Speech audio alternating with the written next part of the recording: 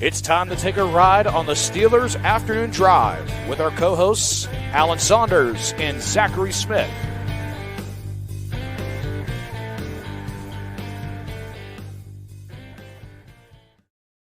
Welcome into another Steelers Afternoon Drive. I'm Zachary Smith. That is Alan Saunders. Alan, how are we feeling?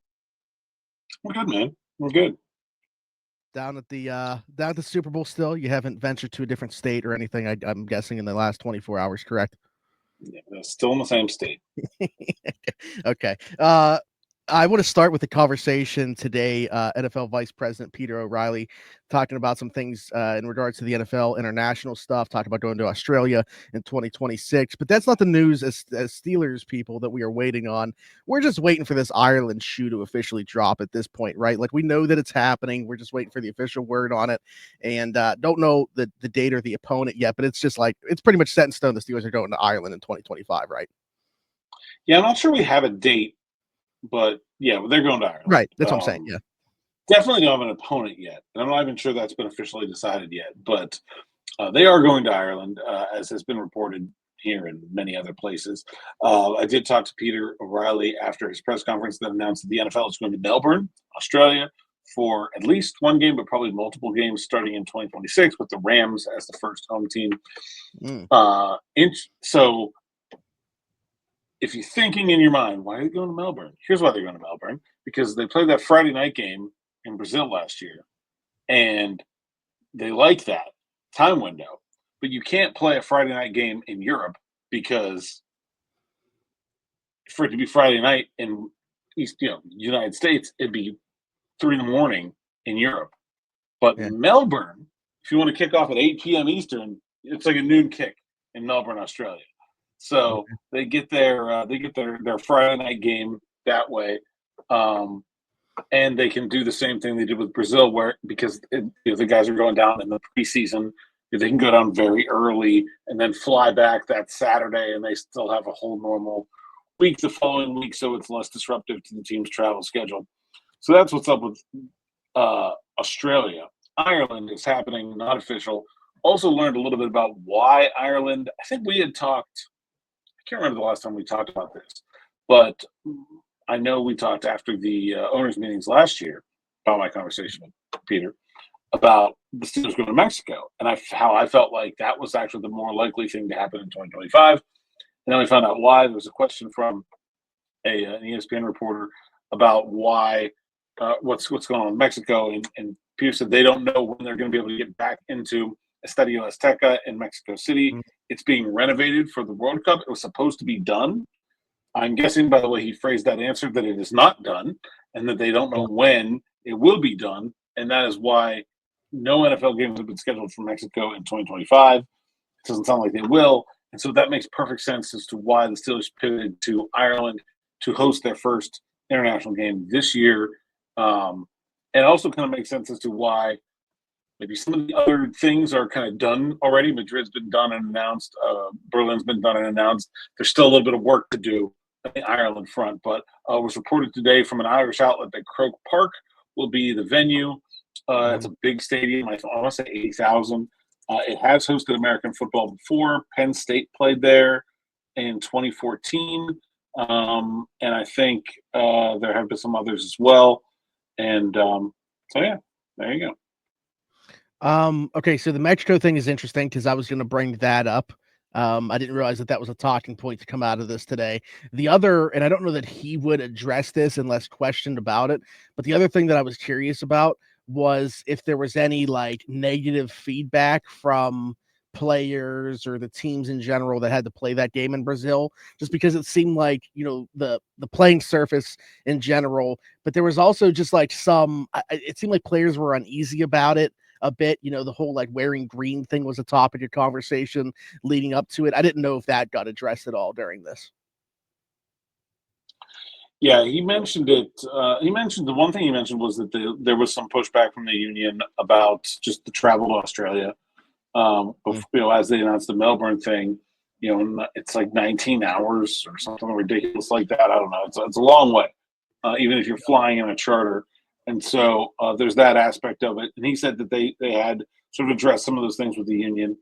Didn't address those concerns about Brazil specifically. They are not playing a game in Brazil this year, but did say they are, considering going back to Brazil. Didn't commit to anything, so that's that.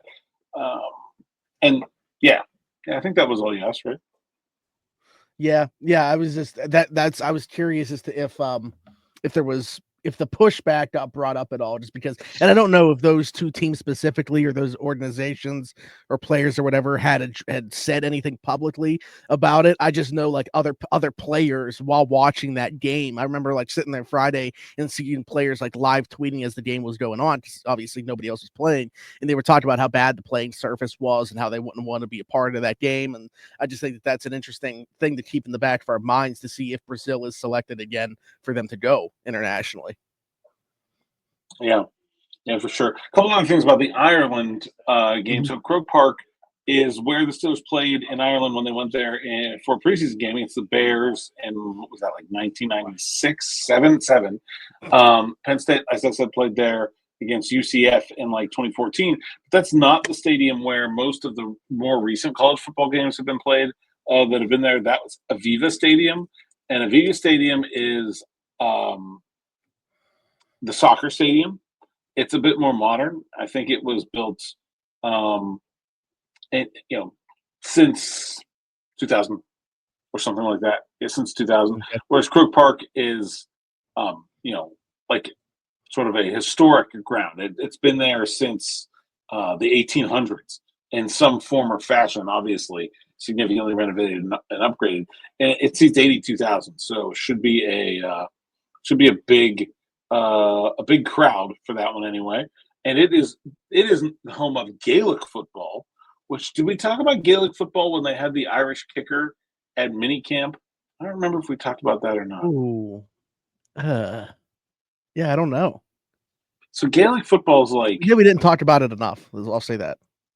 Gaelic football is like rugby, sort of. Like, I guess like another version of like Australian football, but they play with a round ball. And there's much more kicking involved than some of the others. And they have strange uprights. It's wild. I've watched it a couple times, and it's wild. The ball looks like a volleyball, basically. And then they have the uprights have like a soccer goal below, and then football uprights above. And if you kick it into the goal, it's 3 points. And if you go into the uprights, it's only 1 point. And obviously the players can try to block it going into the soccer goal. Okay. There you go. Interesting. All right. Anything else to come out of today? In terms of international stuff, probably nothing that impacts Steelers fans. Just wait on that announcement. I think it'll be tomorrow or Friday. And is the expectation for the announcement just that the Steelers will be hosting a game there? Nothing more? Yes. Okay. Yes, that's... I did see in that report from Ireland that they're expecting it to be, that they said there's speculation that it will be the Packers in September. Okay.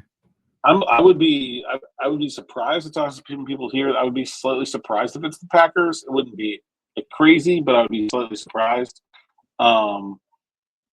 September, I mean, it has to be before, I think it's week 12 or something like that. But sure, September makes a lot of sense. And also, September makes a lot of sense for the Steelers to be on the road in general because of the overlap with the Pirates. Yeah. Yep. Well, the Packers make sense in terms of an opponent that makes it easier to market. I mean, those are two teams that a lot of people would want to see, obviously. Packers were one of those two teams that we were just talking about in that game in Brazil last year, though. So, I don't know. Does that get taken into consideration? I mean, I mean, they don't have to go. So, because they just went to Brazil, they could say no. They could also say, yeah, we want to do it. I mean, it's kind of their call.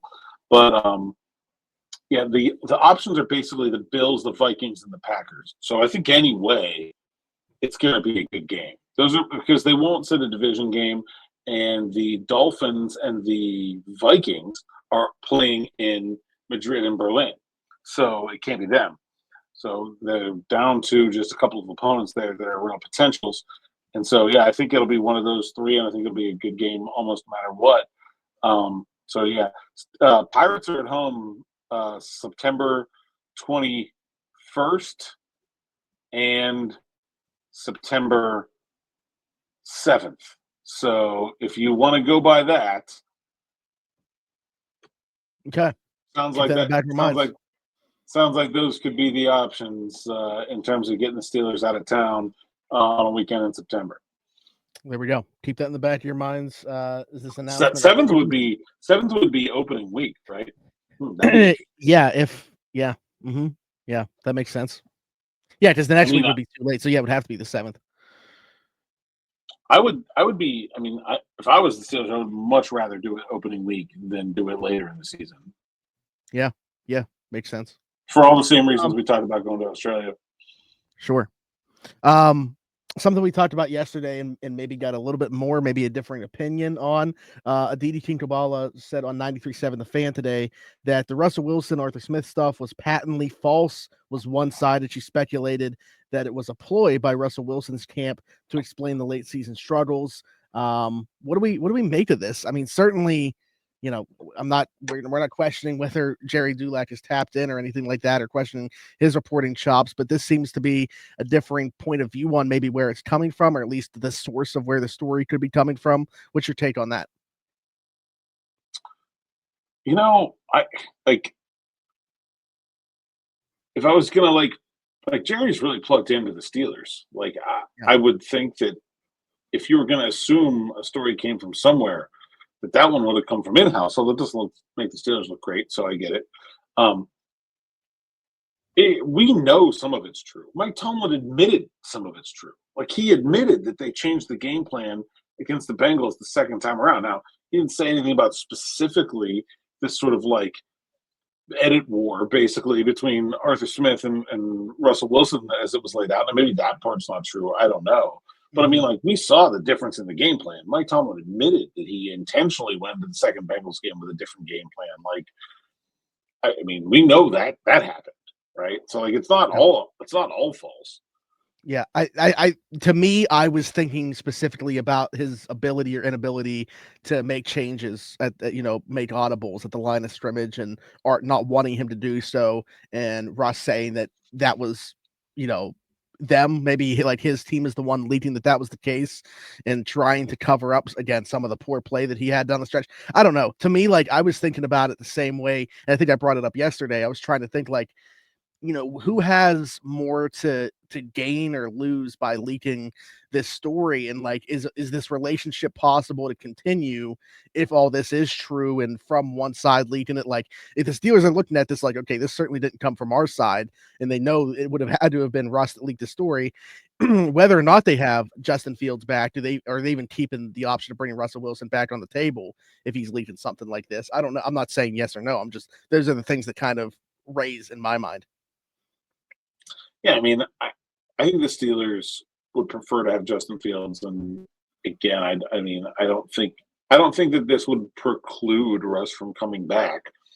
I just think they'd prefer to have Justin Fields, and I don't really see any reason to suspect that they're not going to get what they want. Okay. All right. Yeah, I don't know that I have too much. I just thought it was interesting, I think that was just yesterday, right? So within 24 hours, this comes out from Aditi thinking that maybe the patently false part, I don't know, maybe that terminology can mean different things to different people, but like you were saying, we know that some of it is true. So there's, regardless of which part, maybe it is just the audible stuff that she's talking about, saying that part is false, but regardless, to me, that doesn't mean the entire thing of this is false here. I don't know. Yeah. All right. But anyways, we'll leave that at that for now. We'll see if maybe in 24 hours we'll get another report from somebody saying that it's the Steelers leaking this. It was it's Justin Fields leaking it, Smitty. Justin Fields is leaking the false story about Russell Wilson to make it seem like he couldn't get along with Arthur Smith. So the Steelers are going to let Russ go, bring back Justin Fields. I know that we're saying that he's the leader in the clubhouse anyways, and I'm in full agreement. I think Justin ends up coming back in a multi-year deal. But if there is somebody to gain something by destroying the Russell Wilson Steelers relationship, it probably is Justin Fields. Anyways, let's get into some questions from the YouTube comments here that we got. We got some good stuff. We'll start with this one from JP8771. I assume those numbers are Sidney Crosby of Danny Malkin. I can't lie. They used to be in my name too on here on YouTube. Love the show, guys. If there is one player that the Steelers really should acquire that is not a QB during the offseason, who is that player? Could be a free agent or a draft pick. Yeah, I was thinking maybe it was just like Rodney Williams, Nate Herbig. Just like a real big fan. It's like our subscriber count that we keep talking about. A couple of nice Steelers players, big fan of Hot Rod, Nate Herbig. I'm also a big fan of Hot Rod and Nate Herbig. Yeah. So, there you go. Non-quarterback that the Steelers should acquire. See, here's the thing. I dislike questions like this, not because it's not a good question. It is. It's because there's a very obvious answer, and his name is T. Higgins. And, of all of the things that the Steelers could do this offseason that are not acquiring T. Higgins, if you had here everything else the Steelers could do that's reasonably possible, and here you have acquired T. Higgins, I think I want this one. Nothing even comes close. That's more impactful than any of the quarterbacks would be. There's nothing they can do at quarterback that would mean as much as getting T. Higgins. That he's just that good of a player at that position where they have that kind of need. Yeah, I mean, that's obviously the first name that comes to mind. Now, I try to adjust the question in my mind, I feel like, to be who is someone that – I'm not saying T. Higgins isn't in the realm of possibility. I think that they'll be involved in that market should he leave the Cincinnati Bengals. But I kind of think that they're going to be more spread out with their money. I would love T. Higgins to be the player that they acquire. I just think that I don't think we're going down that path. A name that I've actually heard, somebody just texted this to me yesterday and said, watch for this guy to be on the Steelers' radar when he hits free agency, is Asante Samuel Jr. And I like that. I think it kind of fits the mold for a guy that's he's been in the league for 4 years, but he's still just 25 years old. The younger vets, kind of the same thing as the Patrick Queen ilk, still a young player, but he's got the experience, position of need at corner. Think that would mean they don't bring Dante Jackson back if that was the route they went personally. Maybe you disagree with that, but I would think that that's the route they go. I think that I would drop him in that bucket. I think he's a really good player. Wide receiver wise, the name that I've heard is Chris Godwin. I mean, I think that they will be interested in T. Higgins for sure. Yeah, I'll go with those two, Chris Godwin and Asante Samuel Jr. Here's what I really like about Asante Samuel is that he can play inside and outside. And so you can use Corey Trice as your number 3 corner. And just when you have 2 corners, it's Porter and Samuel. Yeah. And then when you have 3 corners, it's Porter, Samuel inside, Trice. Or let's say you're playing against a team whose slot receiver and number 2 receiver are both really small, I don't know, the Ravens. Okay. Then you can play Samuel, Beanie, and Porter. The ability of your number 2 guy to move inside outside, I think, is a huge, and it also lets you do a lot of things in terms of disguising coverages that the Steelers have not been able to do because they've been very static in terms of their position in the secondary. We were promised that when they brought Cam Sutton back, and he had used to do a lot of those things, but then it just never materialized, nor did good coverage either. So I think there's that's a guy I love for the Steelers, and they liked him coming out of college too. They had some history there. Absolutely a guy that I think checks a lot of boxes in terms. And I think is the guy I like the most at corner. Try to come up with a different name just to throw one out there. I was trying to think of because he said free agency or the draft, so I was trying to think of one too that I could throw out there draft wise that I.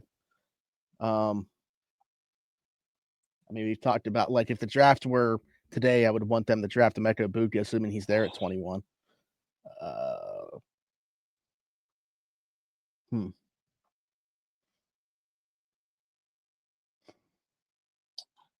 I mean, we've seen them do this before, so I don't think it's crazy. But if either Mason Graham or Tet McMillan start to fall in the like 10 range, and I don't really expect them to. But let's just say they do. Like, I think they can afford to trade up to take a swing there. I mean, I think those are two of the few kind of superstar players. And the other one I'll say is, what if I don't think he'll get to 21, but like, what if Ashton Janty gets to like 15? Do you start to think there about like, that's pretty awesome, maybe move up, or do you think the running back class is very deep, we'll get one eventually, don't worry about it? I don't know. I think those are some, if you talk about like big impacts, some of those guys falling and the Steelers moving up a little bit to catch one of them on their way down seems interesting to me. I mean, McMillan or Graham 100% sign me up for those two. Genty is a bit tougher. I'm not saying that he's not worth that just individually isolated, but to me, I start thinking about, like you said, the depth of the draft class to me comes into play there. I don't know how the Steelers would feel about it. Maybe they would, but like for me personally, I don't know that I would want them to do that. I just think that there's, I don't want to say that I view other players as better fits for the Steelers necessarily, but when you take that in consideration, plus the draft capital that would be going the other way to do it, I don't know that I see the value in doing so. Like, I don't think that there's enough of a difference for me between Genty or having somebody else on day 2 without having to sacrifice that draft capital as well. I think I'd be on board with that move. Depending on what you have to give up to move up, I think I would be on board with that move. He's special. I would be in on that. I guess I'd have to know the pick that's going the other way. 21 to, you said 15. So I don't know what that costs. And I don't know how many other teams are trying to move up at this point in time. Like, that's the thing. Like, you can figure out what the fair value is, but that doesn't mean if there's only the Steelers that are trying to trade up and it's a team that wants to get out, or there could be a bunch of teams trying to get up. I don't know. I get it. The trade value chart says it would cost the Steelers like a third and one of their sevenths or something like that. Okay. So would you rather have Genty or I get probably back to Caleb Johnson the third and the seventh? Yeah, I think I'd rather have Caleb. Well, I don't think Caleb Johnson Mason the third, but how about like Quinshon Judkins a third and the seventh? Well, no, but I'm saying they could take him at 21. Yeah, still have 3 and 7. Yeah. Oh, I wouldn't take Caleb Johnson at 21 at all. But yeah, I mean, I think Genty is a special running back, but I think it'd probably be out on trading up for him unless he gets real close to him. And there's like a running back needy, like the Broncos are right ahead of them, and I think they could take a running back. The Bucks are right ahead of that. The Seahawks are. So there's like Cincinnati. There's like 4. Like, so Arizona, they're probably not taking one. Atlanta's not taking one at 15. So like if he gets past those teams, I would consider going up to get ahead of Cincinnati. How about Chase Brown? I don't know. They have other needs, but like Lance Zierlein, NFL.com. Did you see his mock draft? No, I did not. Ashton Genty, 7th overall to the Jets. I don't think that's crazy at all. Well, I mean, I don't know why the Jets. I don't know why the Jets about want him. Brees, but then I don't know why his thing was Aaron Glenn wanting to have another. He saw the Montgomery Gibbs duo, obviously in Detroit, and would want to try to. Yeah, I think that's. I mean, I don't think 7th is bad value for him. I just don't know why the Jets would want him. Like, if the Raiders want to take him at 6, I think that's a good pick for them. Well, they're already going to have signed Najee Harris before that. So, sounds very likely. But the Bears at 10, that's a good place for Genty. Yep. Okay. I'm going to say this name is Bother, but they have 3 replacing the E here. Said, hey, I love the morning show and afternoon drive. And when you hop on LOS, Locked On Steelers, shout out Chris.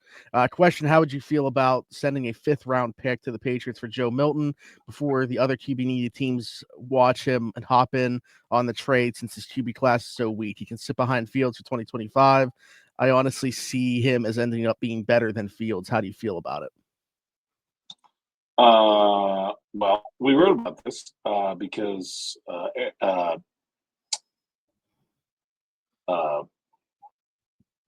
Greg Bedard of Boston Sports Journal, and he wrote that there's a possibility this is going to happen. That the Patriots are actually considering trading Joe Milton. So I'm going to say two things that seem very contradictory. Joe Milton is one of the worst quarterback prospects I've ever witnessed trying to throw the football. And also, I think I would be in on this idea. Like, his Senior Bowl was just the least hinged thing I've ever seen. I mean, he just dropped back and he threw the ball 100 miles an hour, and he had no idea where it was going. Like, it was in the stands. It was. Yeah, I caught one of those passes, and I actually wasn't even there. I was just here in Monaco. Yeah, in Pittsburgh. Yeah. And I think at the same time, you look at what Art said about wanting the top two quarterbacks to have their skill sets more aligned. And if one of those two is Justin Fields, you start to look around. It's not that many other guys that kind of have his skill set, like maybe Daniel Jones, maybe Marcus Mariota, Snoop Huntley. Well, like, when you're around him, like, I think a fifth round pick for Joe Milton. Like, I think that if I'm the Patriots, I would need to have more than that to trade him. But he was so much better when he played than I thought he would be. That, like, I think it's a real possibility now.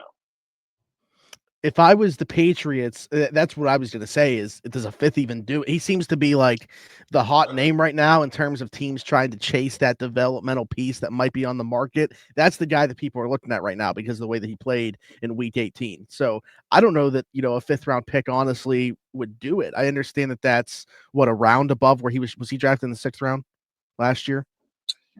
I think. Yeah, I think so.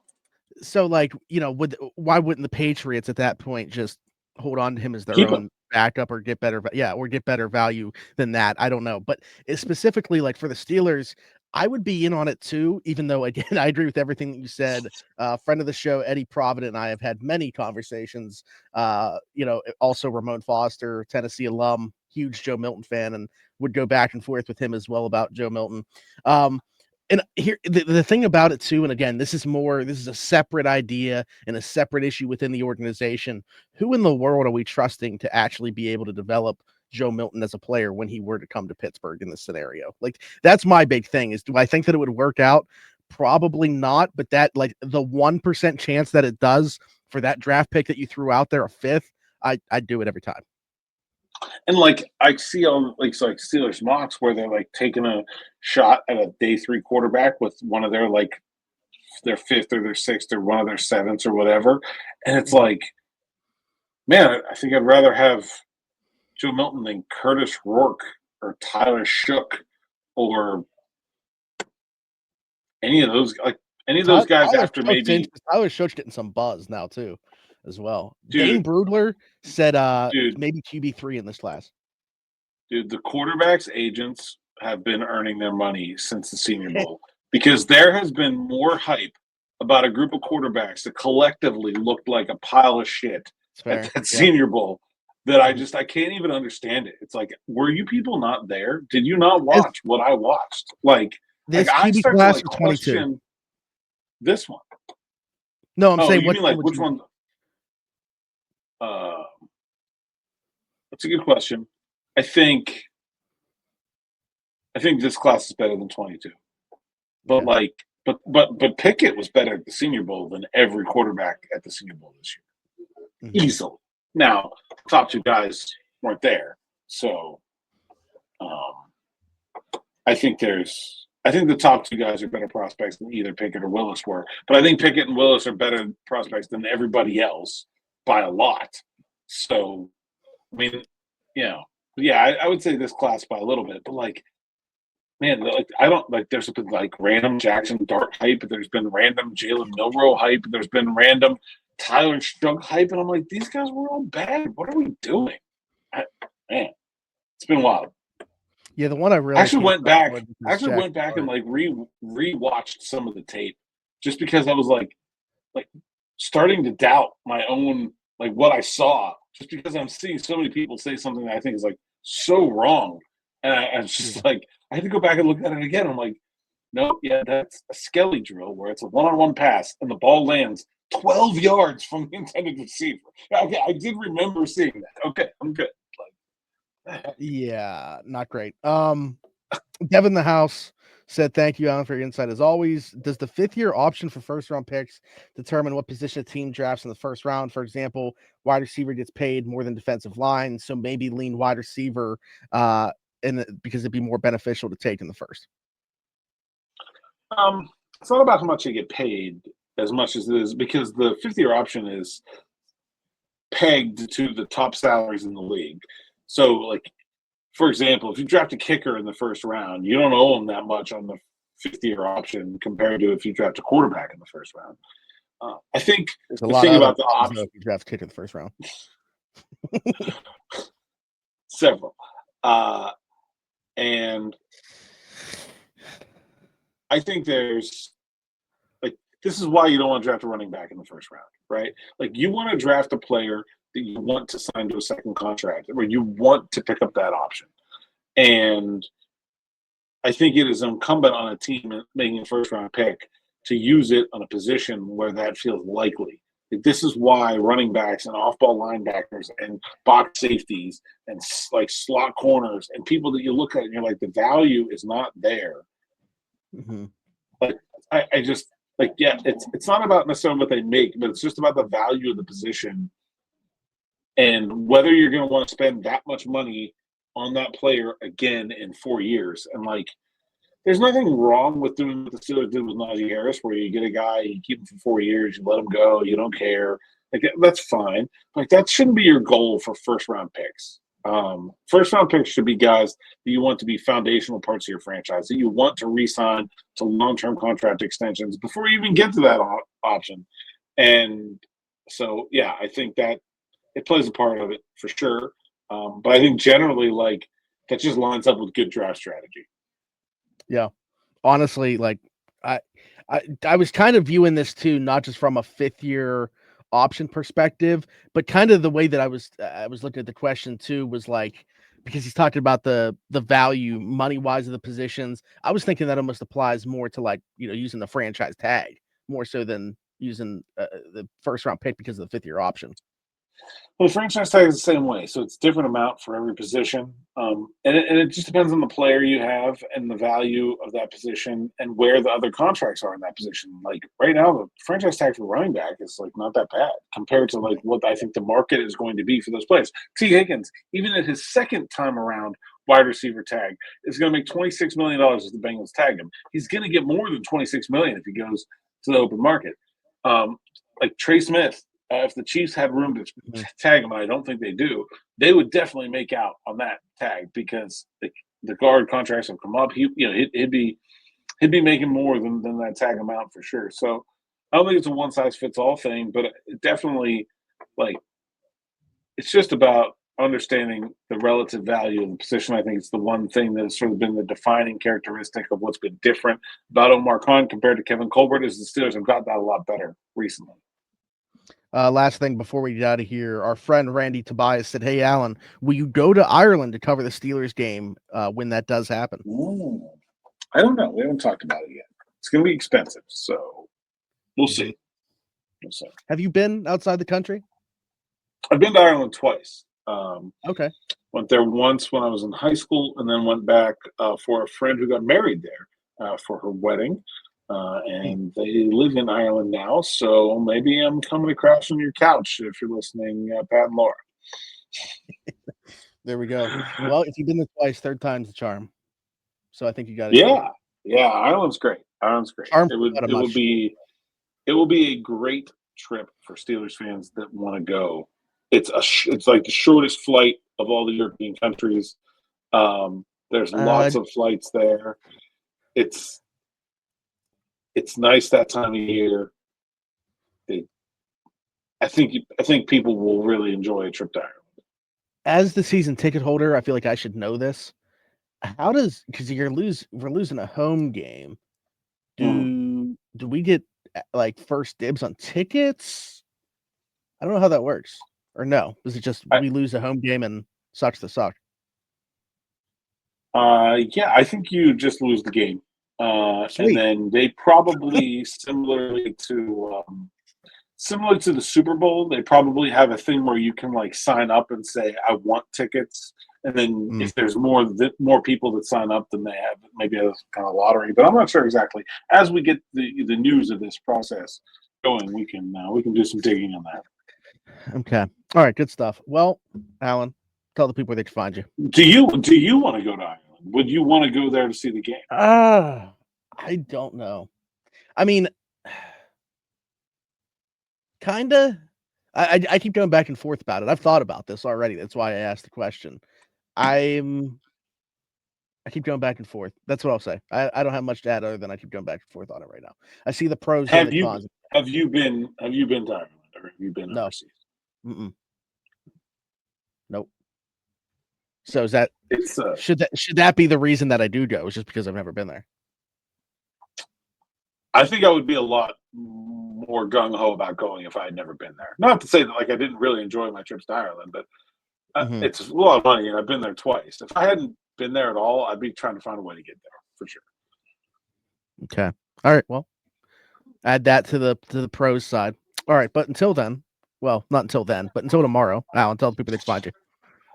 Saunders_PGH on X, Instagram, TikTok, and Blue Sky. PGH Steelers Now is the site's account. SteelersNow.com. Go there, read the words so that I can get paid, and keep subscribing to the YouTube platform, as I want to make sure that we didn't get any since the start of this episode, but we were at a very interesting number here.